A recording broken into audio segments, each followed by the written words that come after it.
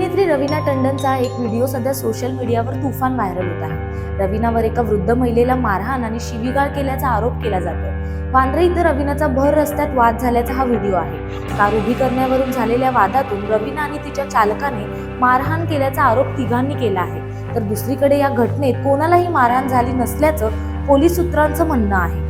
या प्रकरणी अद्याप कोणताही गुन्हा दाखल नसल्याचंही पोलिसांनी सांगितलं आहे। पण या संपूर्ण प्रकाराचा व्हिडिओ सध्या सोशल मीडियावर तुफान व्हायरल होत आहे आणि त्यावर नेटकऱ्यांकडून विविध प्रतिक्रिया येत आहेत। या प्रकरणी अखेर रवीनाने मौन सोडलं असून इंस्टाग्राम स्टोरीच्या माध्यमातून तिने प्रतिक्रिया दिली आहे। रवीनाने तिच्या इंस्टाग्रामवर काही बातम्यांचे पोस्ट शेअर केले आहेत। रवीनाने तिच्या ड्रायव्हरवर खोटे आरोप, कोणालाच कारची धडक लागली नव्हती, कोणीच जखमी झालं नव्हतं, रवीना मद्यधुंद अवस्थेत नव्हती, ड्रायव्हरची मदत करण्यासाठी ती घरातून आली होती, धक्क्यातून सावरत रवीनाने तिच्या कार ड्रायव्हरला कसं वाचवलं, माझ्या ड्रायव्हरला हात लावू नका, मी विनंती करते त्याला मारू नका, रवीना टंडनवर जमावाचा हल्ला, अशा आशयाच्या सर्व बातम्या रवीनाने तिच्या इंस्टाग्राम स्टोरीमध्ये शेअर केल्या आहेत।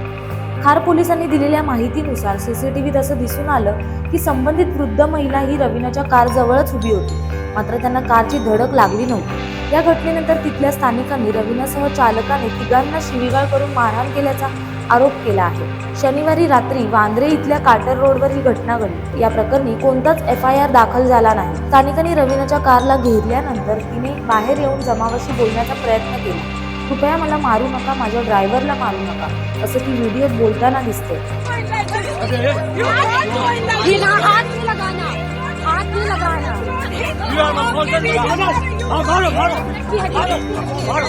या घटनेच्या काही तासांनी रवीना तिथून निघून गेली।